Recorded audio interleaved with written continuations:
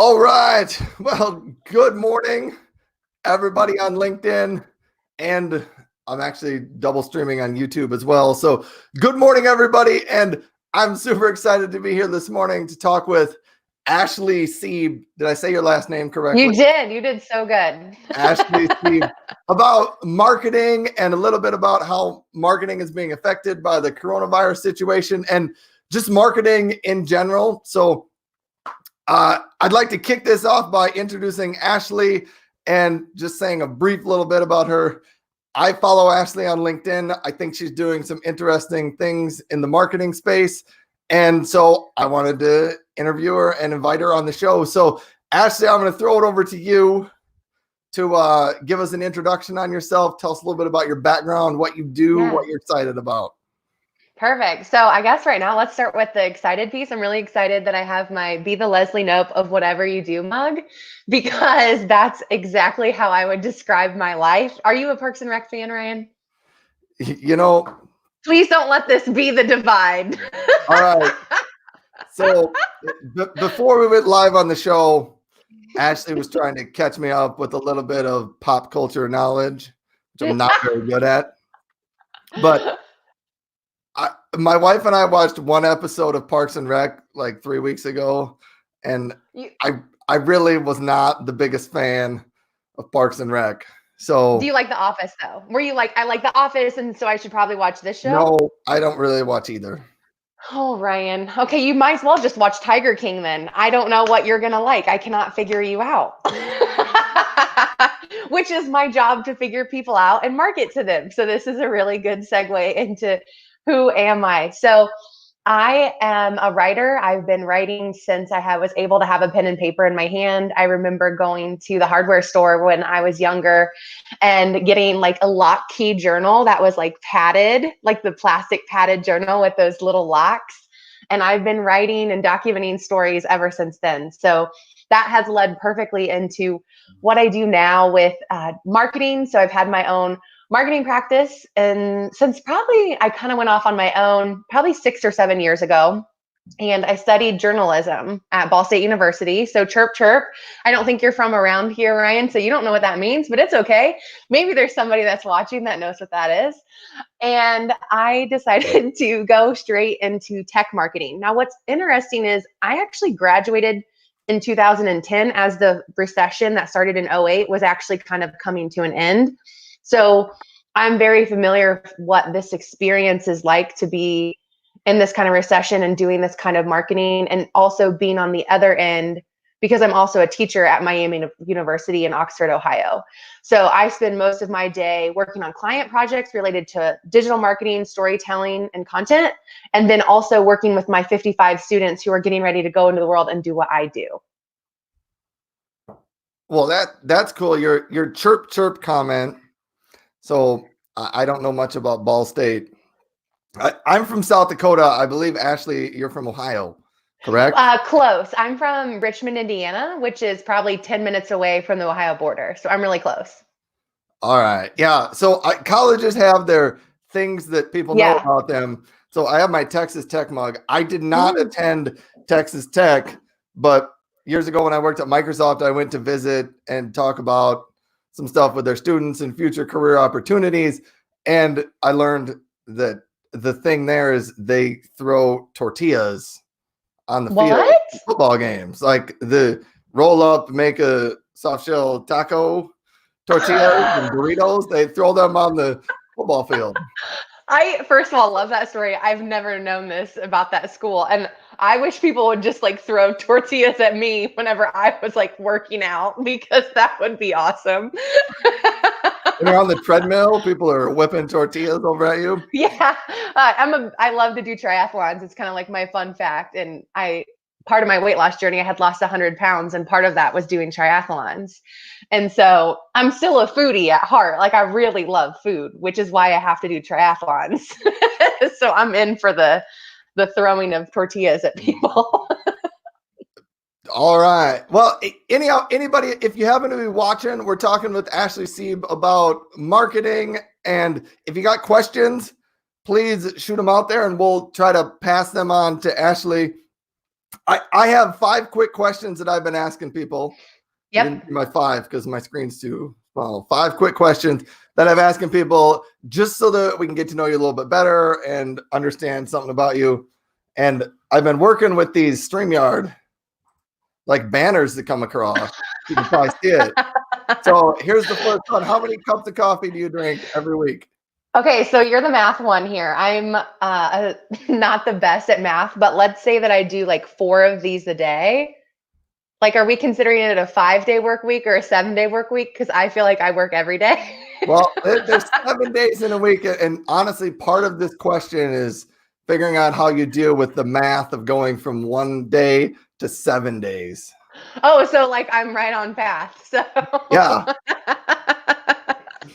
So yeah, 4 to 5 a week, I would say. Or I mean a day. Look at me right now. This is definitely cup number 2. Yes, everybody, you didn't know before we went live, Ashley had me delay going live so that you could get another cup of coffee. So, It's true. And if my students are watching, they know this about me because I walk into class with usually my nitro cold brew, which they will only let you have like 1 a day because there's so much caffeine in there. But I will continue to keep going. And I remember one of my students, I let them ask me the first day of class a question on a note card that they don't feel comfortable asking in front of the whole class. And one of the students was like, is your energy this natural? Are you always this enthusiastic? And I went to class the next week and I was like, listen, I don't know if you're asking if I'm on something, but I am. It's a tremendous amount of coffee. a lot of coffee. So we'll say like 30 cups a week. Yeah, that's probably fair. There we go. And fantastic. All right, next quick question here. What's your favorite restaurant? Oh, okay. So I live kind of out in the country right now. So we can be in town, I sound like a country person now, in town in like 20 minutes.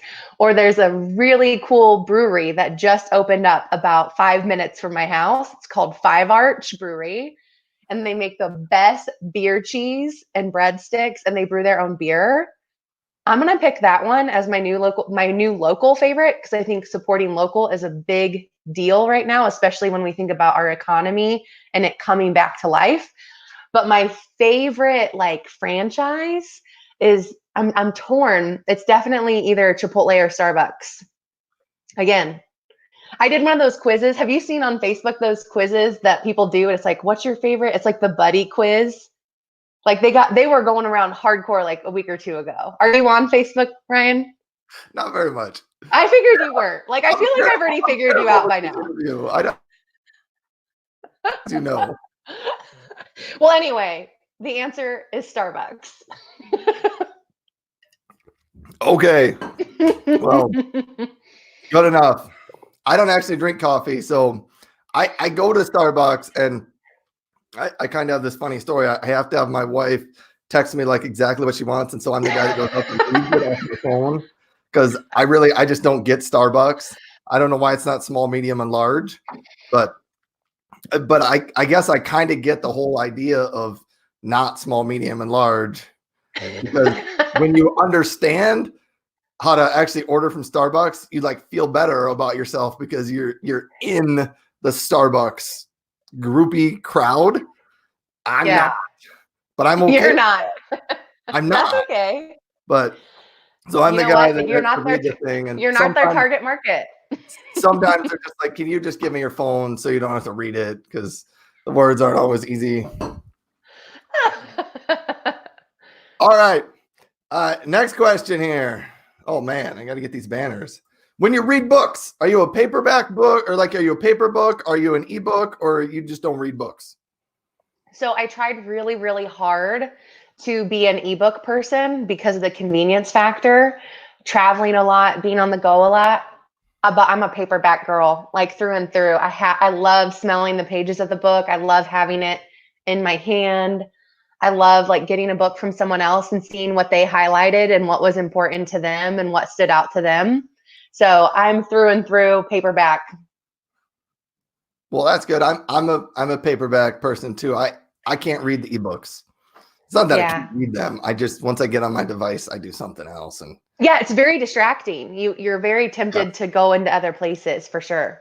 I You get get that. that ding because somebody left you a comment on Facebook or Twitter or something, and then Yeah, all of a sudden, half an hour later, you're like, I haven't read any of this book, but I know what 10,000 people on the internet are doing. exactly, exactly. Yes. All right, next one. When you were growing up, what career did you want to have? So I think I said this a little bit earlier, but I always wanted to become a writer, and I knew that at a very young age. And as I would kind of go and kind of grow up a little bit, that evolved to like, I want to be the next Carrie Bradshaw. I want to live in New York City in this really tall apartment and like date all of these men and write about my escapades. And like, that was totally my vision for myself. Or like writing for a fashion magazine. It was one of those. And then instead, I ended up meeting my husband when we were 19 at a romantic game of beer pong in the basement at Ball State University. And There's a I, nice plug for Ball State. right? This is where you find true love, right? So I ended up, getting married actually. It feels so outrageous when you think of the time that we're in now. And I'm looking at my students who are, 22, 21. I was engaged at that age, and I got married the weekend after I graduated college. So my actual day of graduation was my bachelorette party, and then the next weekend I was married. Isn't that crazy? It's not super crazy. I mean, I It's was married the not. summer. I was married the summer after I graduated college. Yeah. My wife's a year younger than me, so she was actually still in college when we got married. But Yeah.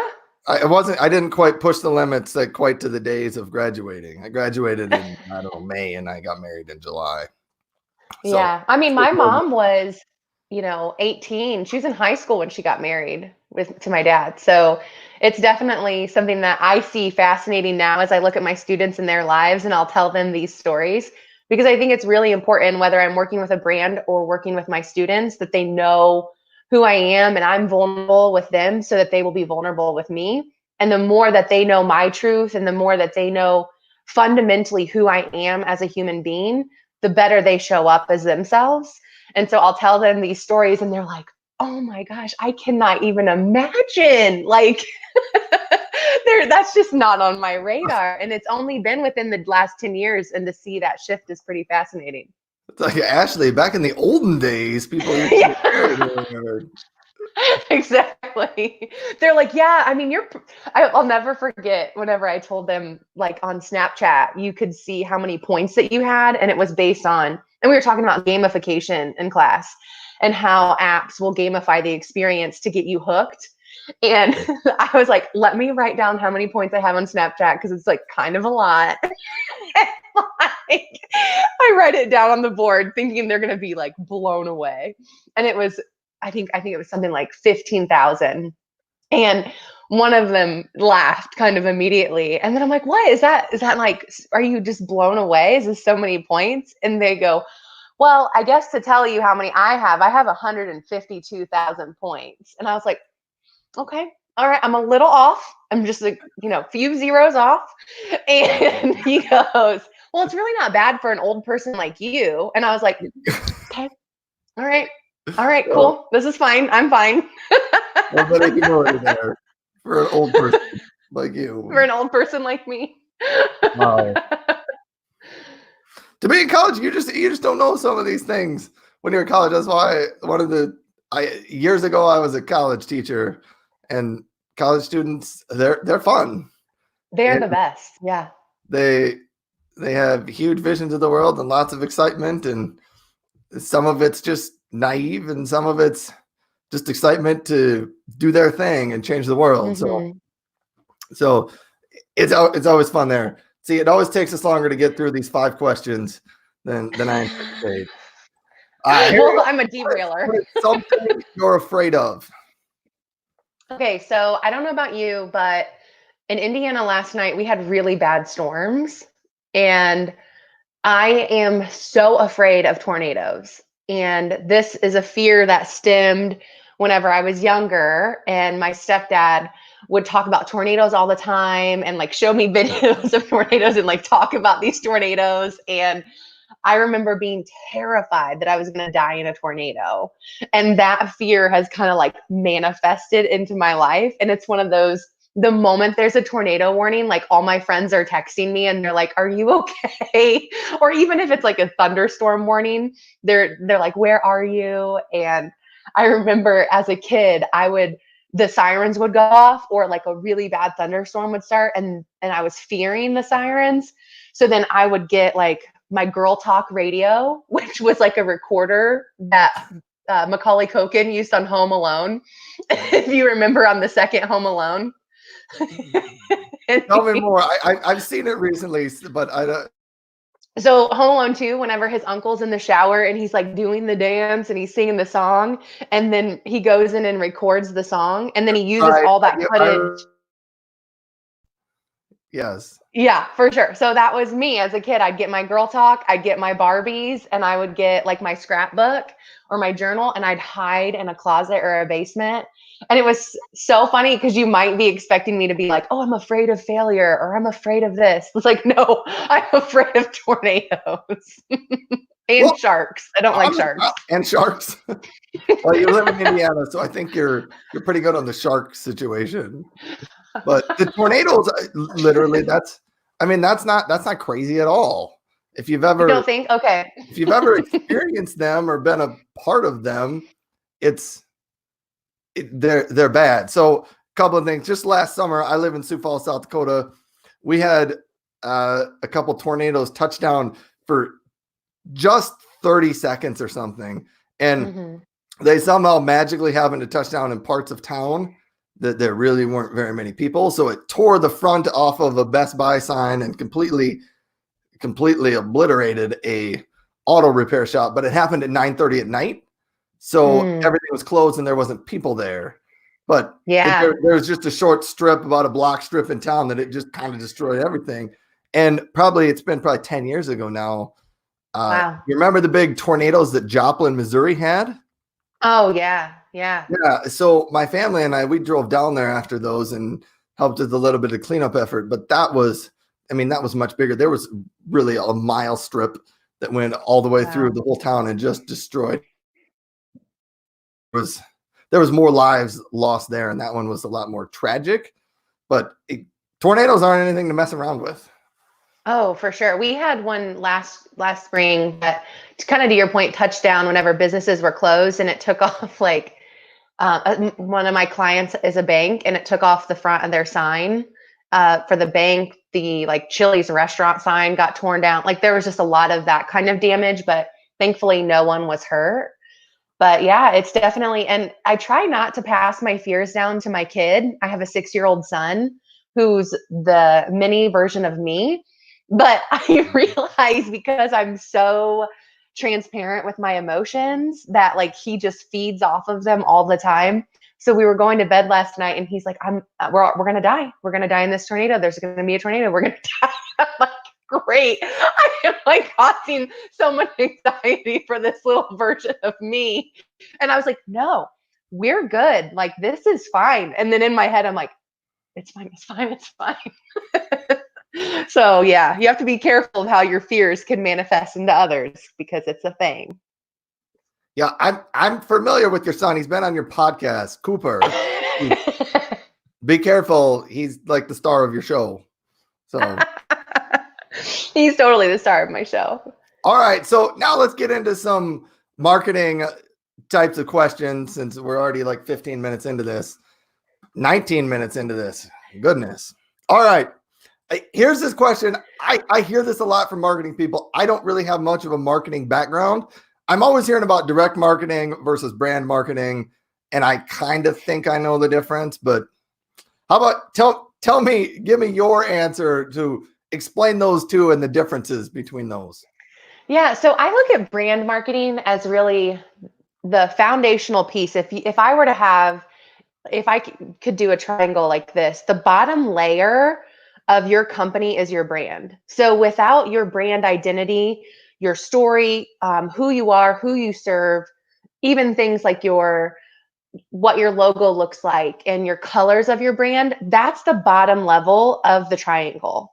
And then as you get to that second layer, that's marketing. You can't do marketing unless you know what your brand is, right? So if I don't have my story, if I don't know my audience, if I don't know my people, I can't do marketing. So marketing goes on top of branding. Marketing, that direct marketing is how you promote the brand. It's how you reach your people.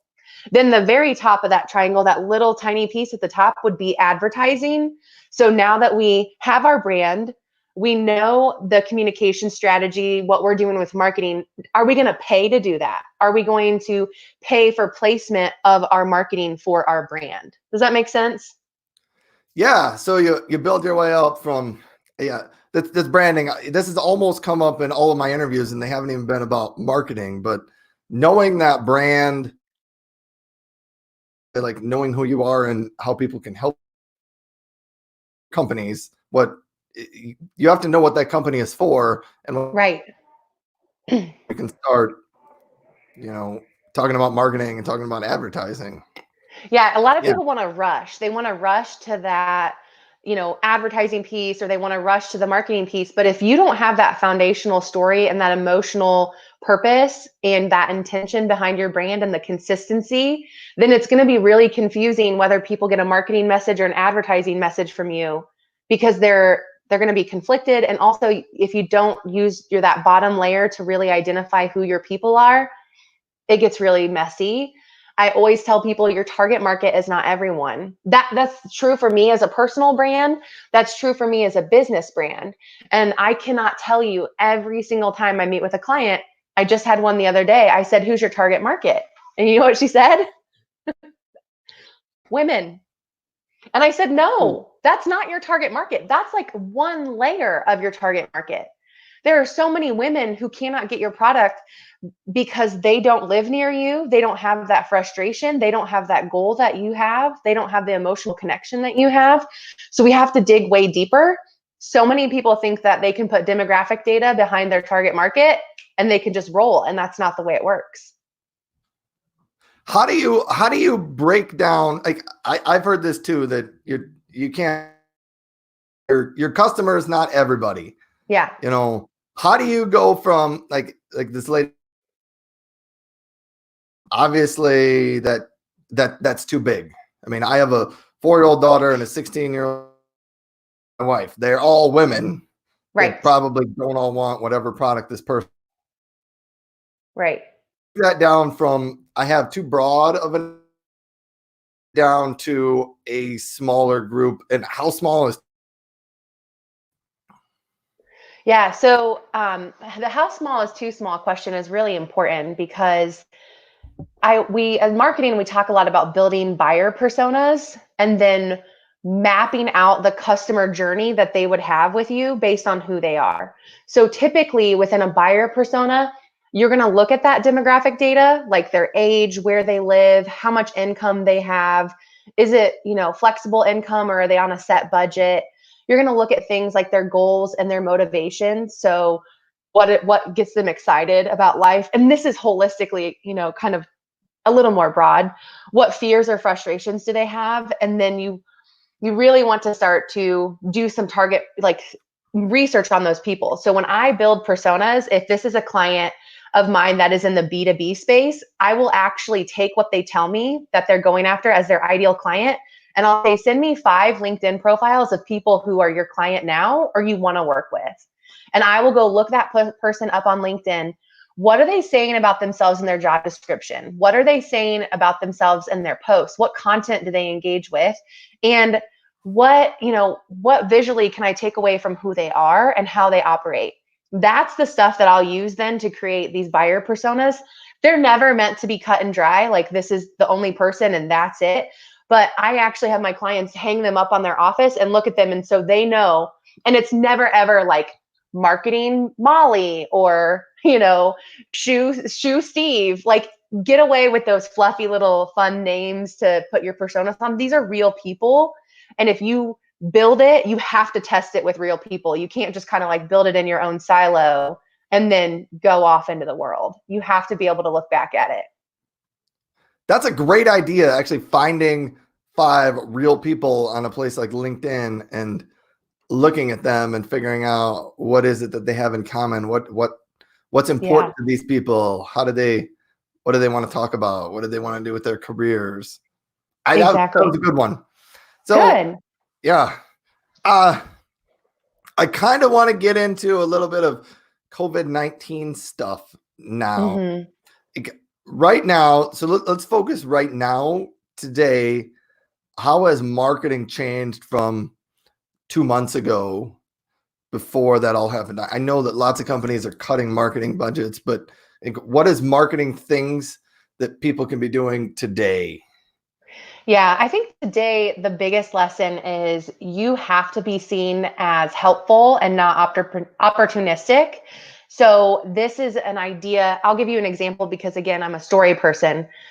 There's a lot of things that changed really quickly. So as part of COVID-19, every day brought us something new. So when the restaurants closed, if I own a restaurant and the day that the news broke said, I can't have people come into my restaurant anymore, the most immediate pivot with marketing was we're going to do curbside. We're going to let you do carry out.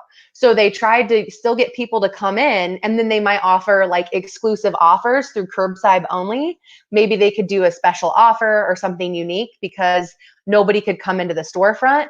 And then we also saw people building apps where people could actually see the menu online and order online as opposed to calling in.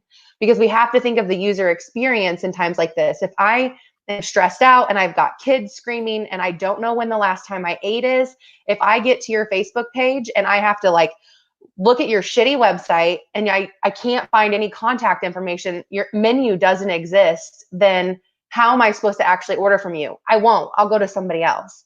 But if you make it simple, fast, and easy, and you know what my frustrations are, I'm going to order from you. So restaurants would start to see and change each time. An idea of taking that to the extreme is there's a local bar who could not let, patrons under 21 come in. They actually said, okay, we can't have kids come in, but we have the items here to make a kids menu. So they actually knew their target market of parents that were coming in and loyal customers had a lot of kids. So they offered a unique kids menu that they wouldn't ever put before because kids couldn't come in. And now they're able to get even more people and even more revenue because they have a kids meal option. So the right now things that you can do are pivot really quickly to think of what you already have and try to make that better and easier for people. In the long term, you're going to have to do things a little bit differently. But if you're so freaked out that you try to build a new product or build a new service, you're going to lose people. So the first quick action, figure out what you have now and then repivot it to figure out where your people are struggling. That's what I would say the most people are doing. That's a good one, because you were right when you talked about things happened every day. I felt like a couple weeks ago, like every day a different thing was closed, more people were infected, a different city had found it. And I feel like the last 2 weeks we've kind of just been like, it's bad, things are closed, we got to figure out how to deal with this for, weeks, if not months ahead. But you're right, like restaurants are, they're a great example of their entire business model has kind of been flipped around, and you can close and just be done with it, or you can figure out how to continue to navigate and operate in these circumstances. And some cities have closed everything down, so it's not even an option. Right. But yeah. I have a local boutique who does a Facebook Live video of her holding up different outfits and then like gives a little number tag, and people can buy online on the Facebook video. And then her daughter goes and drops these things off at these people's houses. So again, if I can't have people come into my boutique or my storefront, I better be getting on camera and humanizing myself and showing them who I am and how them supporting my business right now means a lot to me. And then how am I including my family in this process for even another layer of emotion to get people to want to continue supporting my business? Because the reality is people don't buy when they're scared. And a lot of us are scared. And some of us are losing our jobs. My husband lost his job, and that automatically like makes people want to not spend as much money. So you have to be mindful of what's that empathy piece. You probably have heard it with every guest speaker. That empathy piece of marketing is probably more important now than ever before. And there's a huge difference between empathy and sympathy. Like, you can't just feel sorry for these people that are your customers. You have to put yourself in their shoes and figure out what they need, and then come back into your shoes and with your own place of empathy so that you can serve them and meet them where they are. Right. Empathy is huge right now. I loved your comment about people don't buy when they're scared. And that's a pretty common fear right now. So shift gears a little bit going forward. How is COVID-19 and the situation we've been in, and how is what's going on right now going to affect things? I mean, supposing we eventually start coming out of this COVID-19 thing, months, I don't know, I've even heard it's never going to get back to exactly how it was before, but what are some things in marketing that are going to change going forward? Like, maybe, yeah. How's this going to change? Because all these things you mentioned about the restaurant were things that restaurants probably could have done 3 or 4 years ago. They just never were really forced to get into that. So now that we've seen and felt life like this, what's going to change in the world of marketing around that? Well, I think you're exactly right that this world that we knew before is not going to fully come back.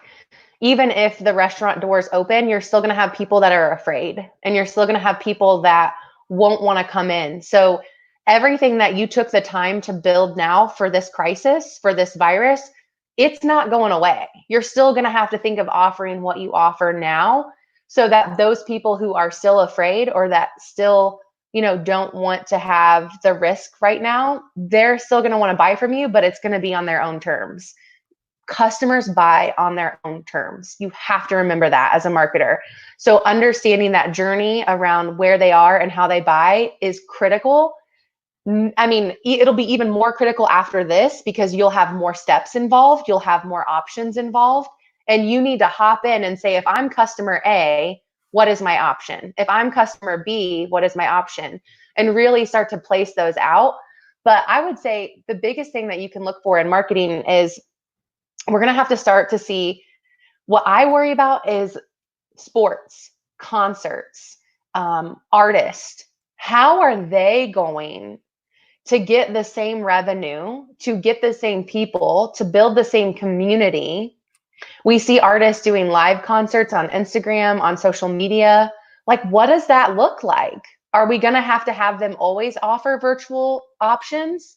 Will there always be a $10 ticket to the concert that you wanted to go to, and you can go in person and it's a little bit more? We might start to see some of that. Yeah, that's a good one.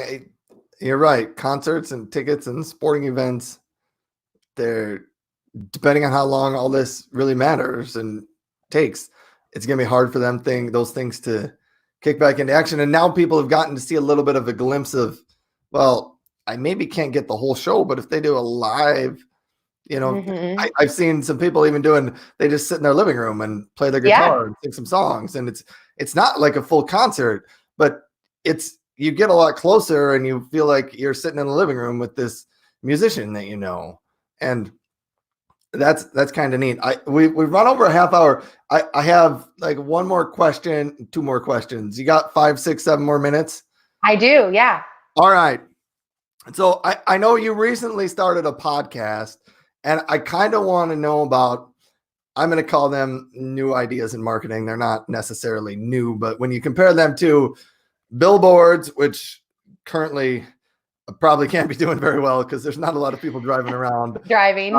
Television commercials, which I haven't looked at any numbers, but I gotta think a lot of the television commercials are suffering right now because there are no sports on TV. There are not a lot of live shows, even the late night shows.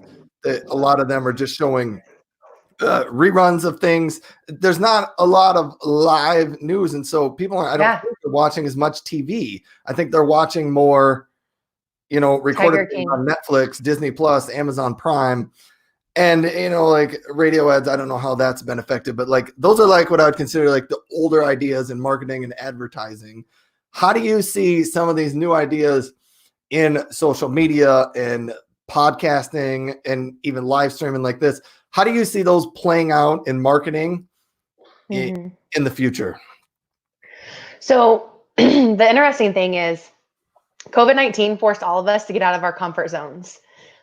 My dog was just growling and about ready to go on to like full on attack mode right now. And before I probably would have been like, oh, I have to go on mute or I have to hide this. We are like ourselves through and through.